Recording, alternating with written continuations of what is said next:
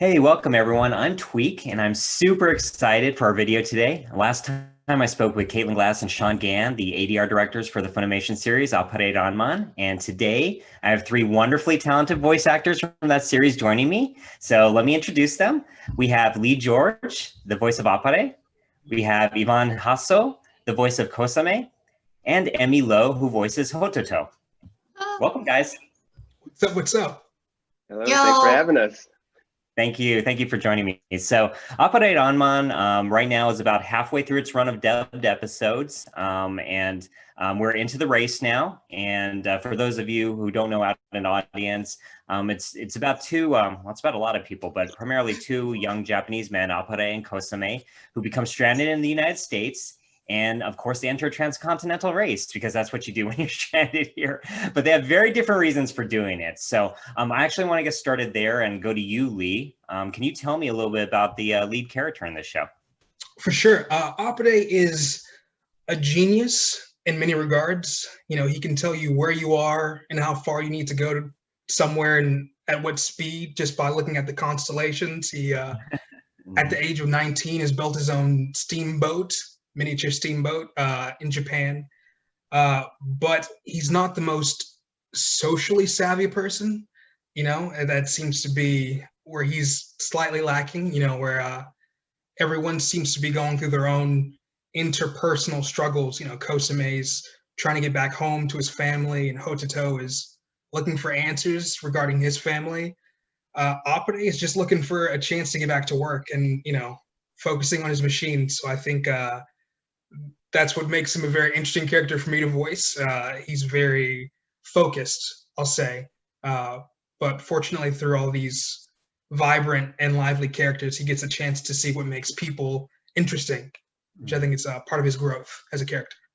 You know, I think focused is a really good way to describe him. And I notice when I'm listening to the dub that you have a very restrained way of voicing his character. And I kind of wonder what feeds into the decision of how to approach that character's voice. I think, well, the Japanese definitely has a lot to do with it. You listen to that and you get a sense that he's very one-track minded. You know, when he's on a mission, he's on a mission. And so I think in the booth, Caitlin does a good job at leading me towards not emoting more than Appare would, the way that Lee would. And so I think all props to her for keeping me in check. So, you know, hopping over to Emi. Yes. Yeah. So I want to ask you a kind of a similar thing about Hototo. So Hototo is a young Native American boy. And I wonder, is it challenging to move across genders and move across ages like that? I mean, in general, no, because I have a habit of voicing what I call smoles. I am often playing children, and I'm often playing little boys. What makes Hototo different, though, is that he's so mature for his age. So actually, there are times where I have to rein myself in, and instead of being like, yeah, shonen protagonist, little boy, or whatever, I have to be like, I am a very dignified and mature and not a kid, and just like have that wall, like be very stone-faced while still having like a bit of that childlike wonder, which is how he differs from the rest of my little smalls. I see. It's more of kind of your more primary or maybe secondary characteristics to yourself, the more depth of the role rather than kind of those surface things. Which is why I was really excited about it, because it's a small, but it's one with like more emotions than I want candy. Well, you know, like I think what's neat about the series is that you do have a lot of depth and so many different characters. I'm really getting excited as I'm watching the series because these new characters keep getting introduced, and of course they have their backstories, but they are also more than skin deep, you know. Lee already mentioned the challenges that Appare is going through. Hototo is a little bit of a different character also. Kosame, and I'll bring this up, Yvonne. Kosame is a really interesting character. He has a very distinct way of his voicing is very distinct, and you bring that to him, and I wonder, you too, what goes into deciding how to voice that role, and Kosame in particular. Well, yeah, Kosame is a fun role to voice, and it is a very interesting character. Yeah, he is very much like thrives in structure and organization. He wants to be disciplined in that, right? And so there's that side to the way he talks, to his voice, where when he's serious about something, you know, he's very, you know, structured, and this is how it's supposed, almost like following the rules of how he wants to talk, of his way of speaking, his language. And then, you know, he gets introduced to the world of Appare, and it's kind of like this wrench that gets thrown into his, you know, his follow through, right? He has these goals he wants to do, but everything just kind of gets thrown out of proportion and out of whack, which then leads him to get thrown out of his speech pattern, to per se. So watching the, you know, the Japanese and Seishiro voice him, and how he does and what he brings to the table is very influential to how I approach the character. And then, you know, just like Lee was saying, with me and Caitlin in the booth, her kind of guiding me through these different transitions, because Kosame has these very unique and various shifts and changes in what he's trying to say and what he's trying to get, because things aren't going his way very often, and so he just kind of has to go with the flow, which he's not used to doing very often, right?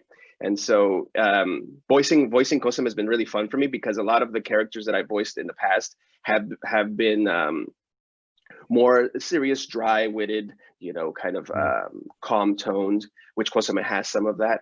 But I feel like Kosame allows me to kind of dive into that kind of goofy side almost, you know, and play with different ranges of my voices a little bit, and have more wild humor, if you understand it, yeah.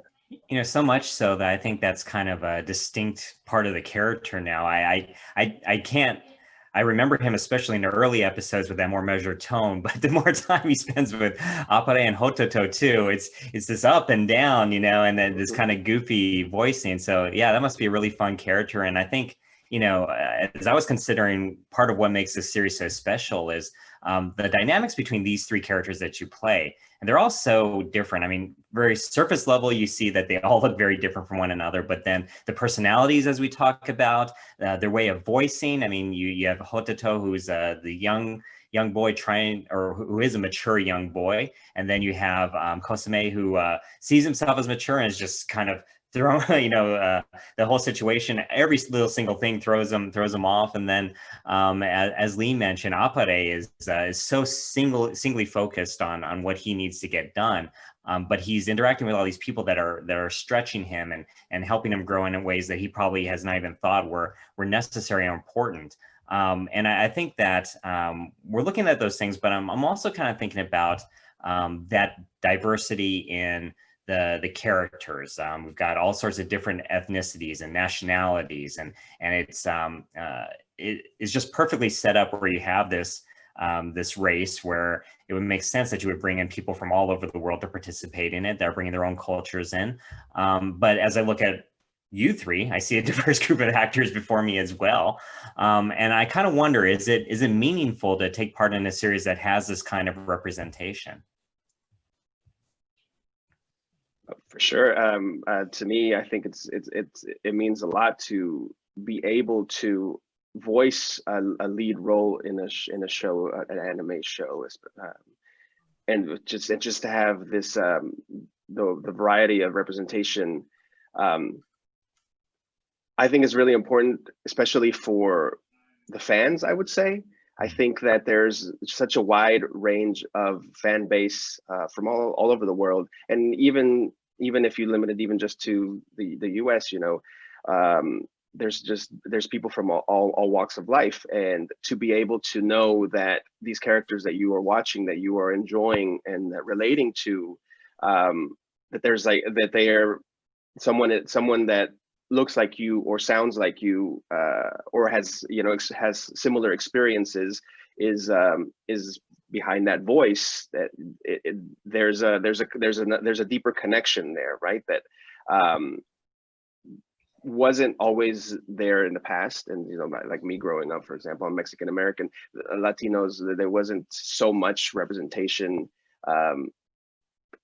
all over the place, right? Not just in cartoons or animation or anime, but also like in film and commercials and all that. There wasn't that much representation. I didn't see myself a lot or hear myself a lot in the things that I would watch or listen to. And so to be a part of something that, like, to represent my culture, myself, or my experiences in whatever capacity in a project like this, and for all my other colleagues and friends as well that are participating and sharing that experiences, I think it's really important, and I think it's a special thing. Yeah, no, absolutely. And, I wonder, you mentioned it a little, Yvonne, but also Lee and Emi, I wonder if, that we have this series here that's, I don't want to say it's a peak or a mountaintop, but it is a coming together of these diverse characters and diverse group of actors also. And I wonder your backgrounds growing up, what did representation on the screen or in a theater or in animation, did that have any impact on you, the lack of it, or were there people that you saw growing up that really influenced you to want to go into acting? Emi, if you want to go first. Sure. I mean, as far as movies go, I'd say there wasn't very much Asian representation, and there isn't much right now still. So as far as that goes, there can't really say very much about that, can I?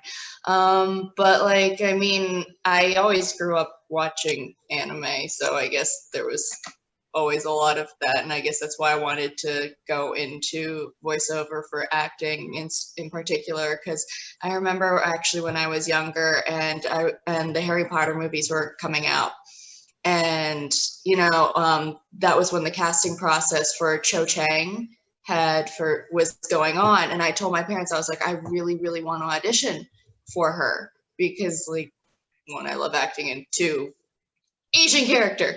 And my parents were just like, you're not pretty enough to be in movies. No. And I was just like, it's such an Asian answer.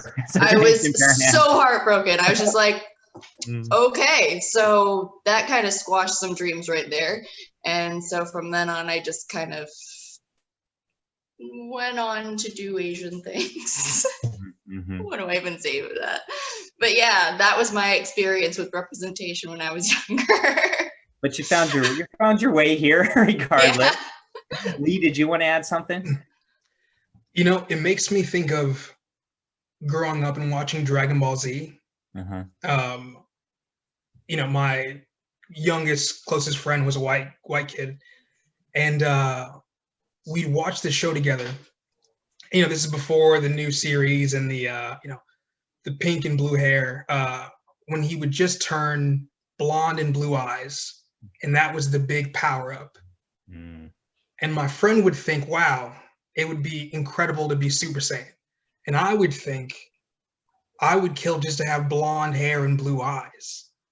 Oh. Not because I wanted blonde hair and blue eyes, because I'd look ridiculous with a blonde afro, but like the characteristics were tied to the dream.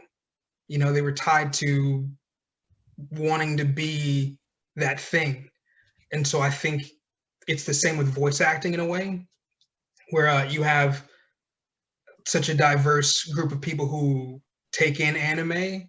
And so if, you go to a con or expo, or you see a panel with 100 different colors in the audience, but the panel is very homogenous and the same thing, and you see that over and over and over again, it can put in your mind that this thing isn't meant for you, or like you would have to be the luckiest person, 1 in a million, to make it up there. And so I think the beautiful thing about doing a show like this with a group of people like this is that representation gives dreams potential for a lot of people. And I think that's, you know, worth 1,000% of everything, you know. It's incredible. That's perfectly put, Lee. I mean, you know, I think there's so much subtlety there.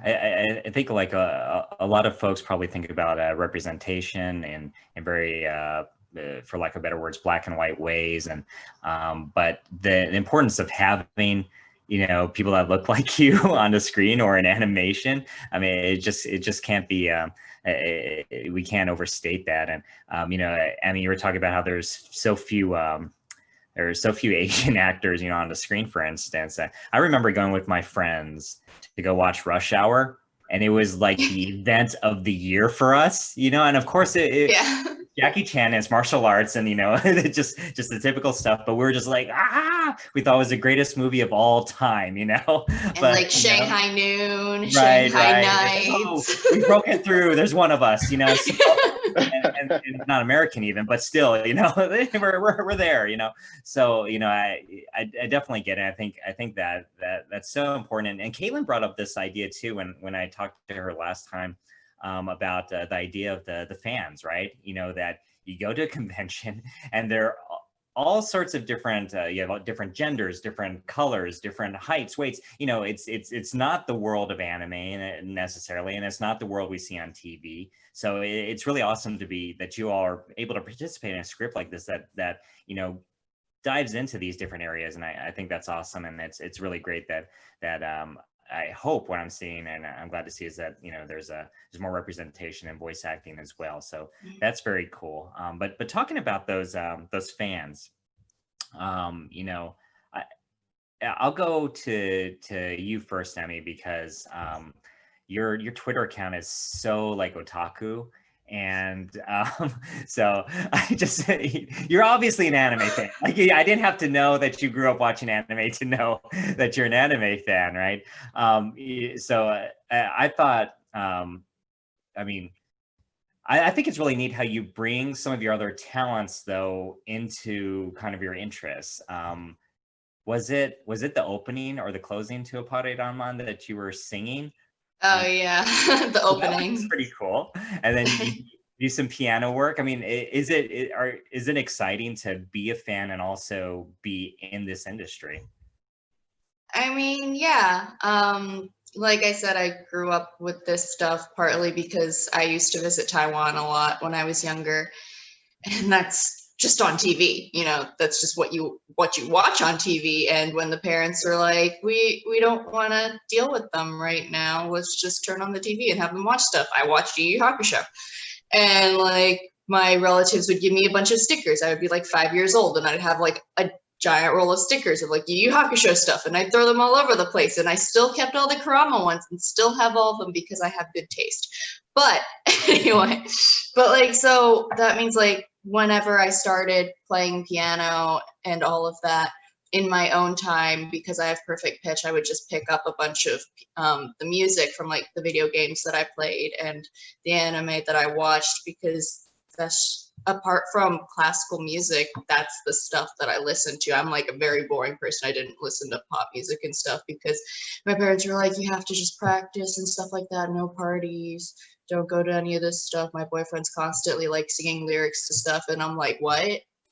And he's like, you don't know this? And I'm like, no, I don't. But if you play a symphony or a piano sonata or something, or something by Schumann, I'll probably know what it is. So it's either that or video game music. And so like, I guess that's just how I was raised. So it's so much a part of me right now. There was never really a moment of my life where I was like, oh, what are these Japanese cartoons or something? Because it was always, look, it's Pikachu. Look, it's Hiei. Or like, I remember even my brother was saying they were doing some sort of competition at school. It was a trivia competition. And then they named, like, they were like, what are these? And they said like Moon, Mercury, Mars, and my brother was like Sailor Moon, and everybody else stared at him and they were like, what? So that's just like the kind of lifestyle I've always had, I guess. So when people ask me about it, like, it's like I can't even really explain it because it's just so much a part of me. Like, that's just the culture there, I guess, especially in Taiwan specifically. I know it's like looked down upon sometimes in Japan because it's like the otaku thing in Japan, but like in Taiwan, not so much, I guess. I don't know. It's kind of weird. But yeah, I'm just rambling now. Did I answer your question or did I not? The question was, were you excited? And I think you. Oh yes, I was excited. I think you demonstrated that. So, I mean, Yvonne and Lee. I mean, did you grow up as anime fans? Do you watch anime, you know, for fun, or is this more of just your profession for you? Is something separate from how it's part of the lifestyle for anime? Well, for me, I didn't have as much exposure as Emi did to the genre, to the culture growing up. But I wouldn't claim myself to be a hardcore fan because I don't want to, you know, because I wouldn't be able to prove that, right? Yeah. But I am a fan of anime, and I have, like, you know, I would watch. I didn't have growing up.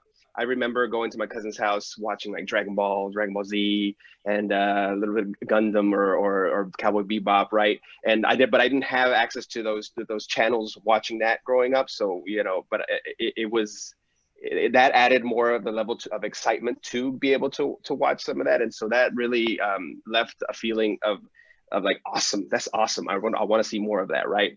And so I've always had an appreciation and love for it, and I have always had this inner fan base for it. So it is exciting to be able to actually voice some of these characters and to get to know a lot of these series and shows that I wasn't familiar with, right? So a lot of times I'll approach something and it's new and it makes me want to go back and watch more of it, right? I remember Emi mentioned Sailor Moon, and I have this early memory of as a child. It was like a Thanksgiving holiday break, so we were off for like the week, and I remember just randomly changing the channel, and there was a Sailor Moon marathon, and I never heard of Sailor Moon before, and I watched like a bunch of episodes, and I was just like enthralled in it. I was just watching it, and I was like, oh, this is cool. And, you know, some people laugh at me now when I mention that story, but I'm like, it was a cool thing to me. I hadn't seen it before. It was awesome. And so I just think that, you know, having the privilege to be able to voice these characters is just it's a good feeling. Yeah, let's just say that my answer was Yvonne's. You know, I totally get you, Yvonne. Like, I think I think now that there's so much, like, Funimation seems to get every series now, right? But there's so much anime, it's so available now. It feels like a lot of this generation is growing up kind of like Emi did, even apart from the Asian culture necessarily, you know, that their anime is just, they're growing up with it. And then there are a lot of us who we saw anime, you know, a little bit later, and we're like, wow, what is this? It's so, I mean, Sailor Moon's a really good example, you know, it's like, oh, girl show. No, I mean, like, it's like, wow, this is stunning. What is this? This is something entirely different. I've got to keep watching, you know, what is this show, you know? And it must be really, really exciting to be able to voice these characters. Lee, so you mentioned Dragon Ball Z. Was there anything else you watched growing up? Is there anything that excites you these days?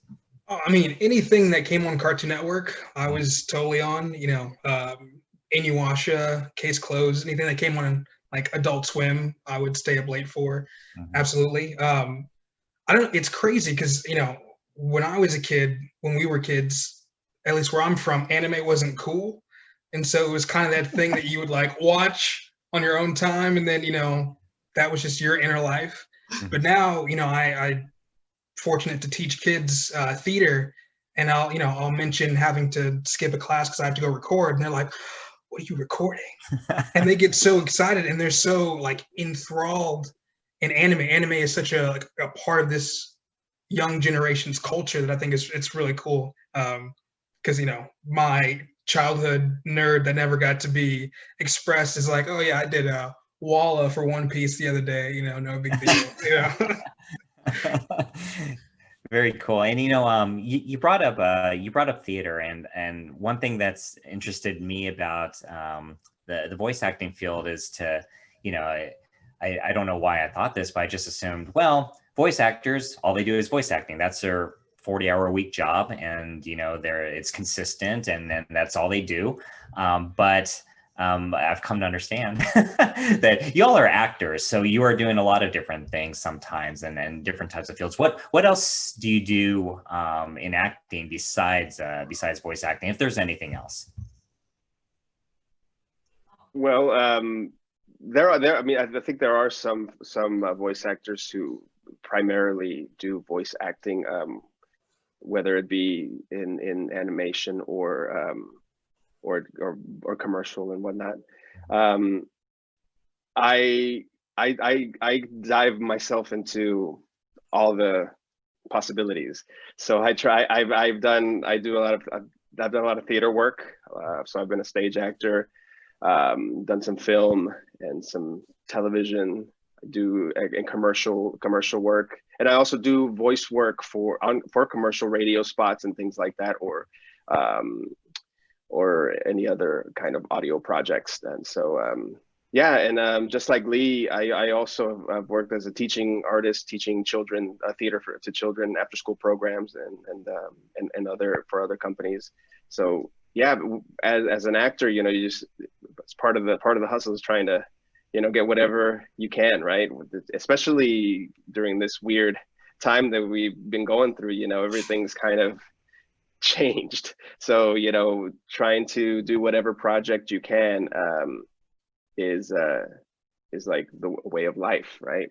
And so being able to do different aspects of this career is a blessing, man. Yeah. I'm interested to know, and anyone can jump in. If I were to ask you to fill in the blank, voice acting in 2020 has changed. Like, how has it changed in the past year?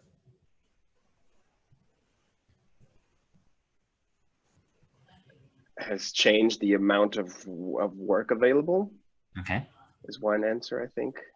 I'm guessing a lot less, or am I wrong? Yeah. Or is there more? I mean, I mentioned Funimation's grabbing everything these days. Yeah, it's definitely picking up. Yeah, I think it depends on the person too. Yeah, and where they're looking, how nice your setup at home is. That's a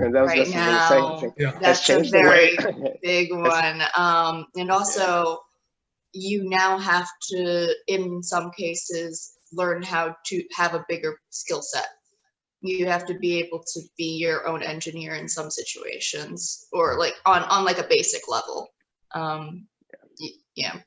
So it's more than just acting now. It's also double checking to make sure things fit the flaps, which usually the engineer and the director would be doing, but maybe they can't tell because Source Connect or Teams or something is lagging or can't show anything. So it's all up to you, no pressure.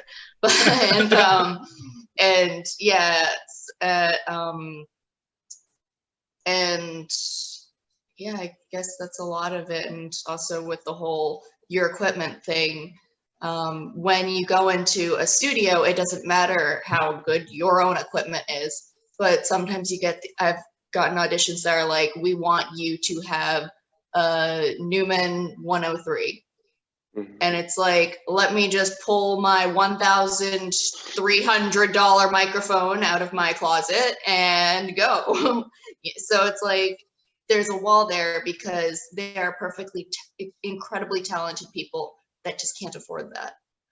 So while more opportunities might open for other people, but doors are closed for some people. That's interesting. For me personally, I think it's in some cases strengthened relationships, just because when you have to self-engineer as a voice actor, there's a lot of trust between you and the director and also the engineer who's also on the call to make sure that you're not, if the take is messed up, you got to be honest and be like, hey, I can do a better one. Like, I get so nervous about that though, because I'll be like, sincerely, it's like that fit, but there are two, but the last word is actually two flaps, so I think we have to rewrite it. I'm always scared because I don't want to waste time.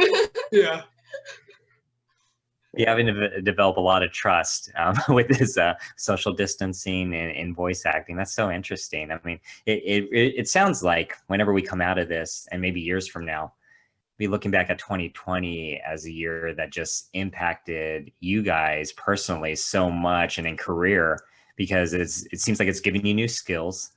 It seems like it's changing the industry some, and you all are adjusting to it.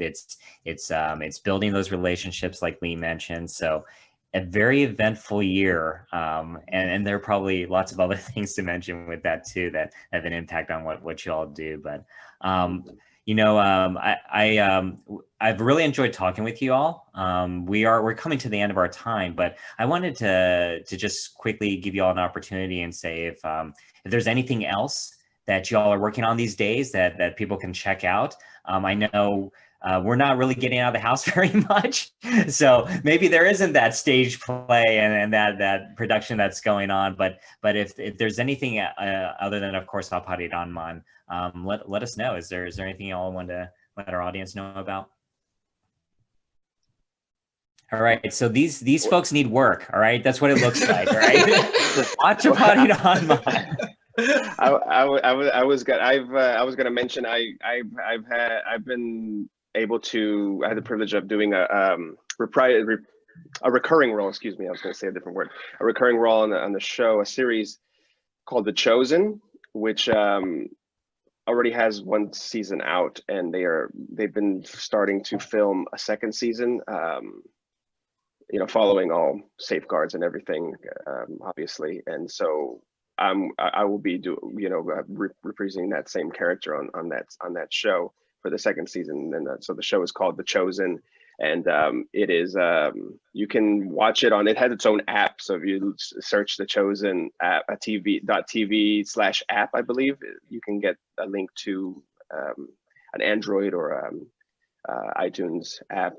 And it's a well-made production, well-produced show. It's basically a drama show based on Jesus Christ, pretty much, and him, how kind of later on in life when they were noticing when he was about to do all the changes and everything like that. And so I play a Pharisee student in that show that kind of is around and witnessing some of these miracles that he's doing. Very cool. I've actually heard of that series, so that's really neat. We'll link it below. Anything else anyone can let us know, because I know sometimes you can't let us know what you're preparing. Just follow the Twitters. Just follow the Twitters. Yeah, and speaking of that, let me tell everyone how they can follow you guys. So if you want to follow Yvonne, iTerrible103 on Twitter. On Instagram, he's a _Jasso. Jasso. I'm from El Paso, and I took some Spanish, and I've lost everything I can. I've been here in Central Texas too long. I've lost everything. All right. So it'll be linked. So don't rely on my terrible pronunciation. Emi is Kitsune Squeak on Twitter and also on Instagram. And Lee is Lee George 23. Not as interesting as these other handles, but it's actually Lee Jorge 23. Okay, is that right? I'm kidding. Is that right? But if they go to somewhere totally different, that's on you, all right? So Lee George 23 on Twitter and Instagram also. So please give them a follow. We'll link them below. And again, everyone watch Appare-Ranman. You're gonna absolutely love it. I'll tell everyone I watched I watched one episode when it came out in Japan, and I was like, oh, that's all right. And I dropped it after an episode. And then I started picking up the dub, and every week I'm liking it more and more and more. And I'm loving the characters, and I love that we're getting into the race now. It's just getting really, really exciting. And I think everyone out there is really going to love it. So please go watch it on Funimation. They've got it feels like I keep mentioning every series now, but also dubs of so many of them as well. So you can stream them in the original language. You can check out the great dubs like these folks are doing, anything you want to do. So yeah, so one more time, thank you everyone for joining today. I really enjoyed speaking with you all. Thank you Thank you for for having having us. us. Thanks for having us. Really appreciate Thank it. you. Yeah, absolutely. Please follow and please watch Appare-Ranman. And that's it for us today. God bless and take care, everyone. Bye. We'll see you later.